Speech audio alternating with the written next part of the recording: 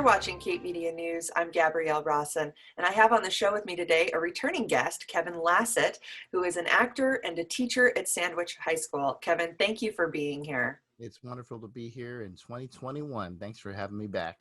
Absolutely. Happy New Year. Happy We New had you we had you on the show last spring at the start of the pandemic after you had spent nearly 2 months fighting the virus at home and in the hospital. How are you feeling now? Yeah, I'm taking it day by day. I still have some side effects. I have three things that I'm dealing with, and I just can't seem to shake them. And I'm no doctor, of course, but I'm just assuming um, that I have these side effects because I still have the antibodies within me. And I'm just hoping that when the antibodies go, that I'll be free of these side effects. Yeah, I mean, the virus is so new. Obviously, they're still learning about these side effects. What side effects are you experiencing? I'm experiencing three: um, fogginess, memory loss, um, and I'm just not as sharp as I used to be with like reading some emails. I'll miss important information sometimes, and so what I've resorted to is just having my wife read important emails to make sure that I'm not missing anything. And I take extensive notes and to-do lists just to make sure I'm still on track. Um, and then another thing that I'm dealing with is the fatigue still. Um, and the last week, I'd say it would hit me every other day, it seemed. And so I'd have a good day. And then all of a sudden the next day, I'm just kind of lethargic and just kind of struggling through the day to keep my stamina up. And it's not like I need a Starbucks pick me up. It's different. It just hits you and you're foggy and your eyes are heavy and you just have to rest. It just knocks you down. But again, it's not every day. It's very inconsistent. And then the most frustrating thing for me is what I call phantom fevers, where I have the symptoms of like I'm coming down with the flu, like body aches, I'm tender and sore, achy, but there's no fever. Oh, And wow. yesterday was a good example of what I'm dealing with day to day because um, Saturday I'd say I was okay. I got through the day pretty normal. And then Sunday came along and I just was just sluggish. And then I ended up taking a nap in the afternoon. Um, and then by the time I went to bed, I started aching again, having these achy bones, achy body, achy muscles. Then you just fall asleep. And I woke up today and here it is 10 o'clock in the morning. I'm doing okay. I feel like Kevin, I feel like me. And but I just don't know what the rest of the day has in store for me. But it doesn't stop me. I I keep going until I just have to rest.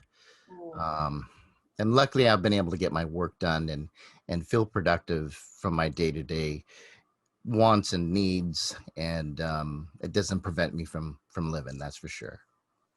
Well, that's good to hear. I also read that you are taking everything you can out of this experience to give back. One of the reasons I wanted to bring you back to the show was when I read on your Facebook that you were making convalescent plasma donations. And for our viewers who are unfamiliar with this type of therapy, convalescent plasma is blood that has been taken from someone who has recovered from an illness like Kevin has and given to people who are actively sick. Kevin, how did you find out you were eligible to make these life-saving blood donations? Yeah, that was back when I was recovering.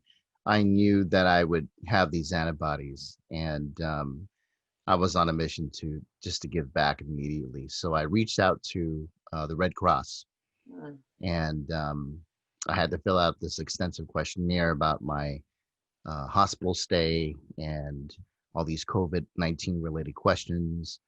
And it was really important for them to make sure still wasn't ill, which I wasn't. So my first donation was in June, and I was able to actually, in addition to donating convalescent plasma, I was able to donate my platelets, which helped two or three people battling leukemia.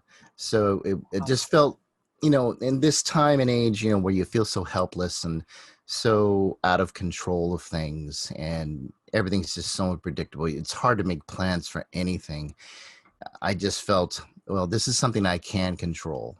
And I was hell bent on just donating. And I'm going to donate until I don't have the antibodies in me anymore. To date, I've donated 3 times, and I've saved a total of 9 lives. Now, I've got a letter from the Red Cross, and they told me that my plasma, my convalescent plasma, was shipped out to Texas.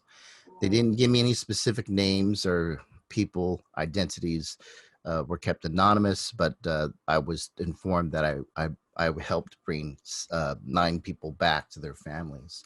So the treatment for them worked. And it's not always a guarantee, but it's definitely something that's going to help the fight against COVID-19. Absolutely. What has the process of donating been like for you physically? Well, you already said you're still experiencing side effects from COVID-19, but does this add to any stress on your body? It's funny, but my wife, she's so worried about me. She says, "What are you doing? You saved those antibodies. You gotta stay with me, But Yeah. we say that in jest, Yeah. But on a serious note, I do feel tired after a donation, and it takes me a few days to kind of just feel a little bit stronger again. But nothing bad, it's just a couple of needles. If you do the platelets, you get both your arms rigged up. And the last 2 donations, they were only interested in my plasma, my convalescent plasma, so I only had to do the one arm. And what that feels like, a needle goes into the arm, and it's a little thicker than your flu shot needle. And I stay in the chair for maybe about an hour and a half or so. It depends on how the machine takes the blood, or if the machine's running smoothly. Your blood goes through the machine, it separates the plasma, and then it goes back into my body. The blood goes back into my body, and then they keep the plasma. And with each sitting, I'm able to get three bags of convalescent plasma to ship out. And I don't know, if I donate it again, I don't know if they'll go to Texas again or go to another state. But on my to-do list today is to make a phone call to the Red Cross to book another appointment for my next donation. They're telling us now that people that had COVID-19 can donate every 7 days. I don't think I could do that, just stamina-wise. But I'm going to donate at least once a month, until I have all these antibodies out of me. Wonderful. Obviously, for our viewers, if anyone's watching and they have survived COVID-19 and want to donate, they can reach out to the Red Cross at redcross.org. Kevin, before I let you go, do you have any special message or any words of wisdom you'd like to share with the community about COVID-19 prevention or education? Yeah, it's real. It's real. And I apologize that it's been made so political and has divided our humanity. And it's really mind-boggling to me that it has become that, because it impacts us all. And the only way that we can really protect each other and to just to get rid of it is if we just all agree to just be in this uncomfortable position for a bit, and what is that uncomfortableness? It's just wearing the mask, which it's not going to harm you physically. It's a pretty easy thing to do. It doesn't impose on your rights. It doesn't mean anything. It just means you care about yourself. You care about the people that you're around in your communities, and anyone and everyone can get it, and the thing about this virus is that it impacts you differently. So I pray if anyone gets it, you don't get it like I did. And if you do get it like I did, I hope you get out. And if you get out, I hope you don't deal with the side effects. so it's really a gamble that you're playing with here. But I just hope everyone takes it seriously and mask up, mask up until we can just get this thing out of here, so we can Mhm. start again and focus on more positive things. Absolutely. So the success rate of using convalescent plasma to treat COVID-19 is still being studied by scientists. For our viewers who would like to learn more about clinical trials taking place, not just in the US, but all over the world, you can visit the US National Library of Medicine at clinicaltrials.gov. Kevin, thank you so much for coming back to the show. Thank We you, wish you Gabby. Thank you. We wish you continued health, and thank you for all you're doing to help others survive COVID-19. Of course. Happy New Year. Happy New Year. For Cape Media News, I'm Gabrielle Rosson.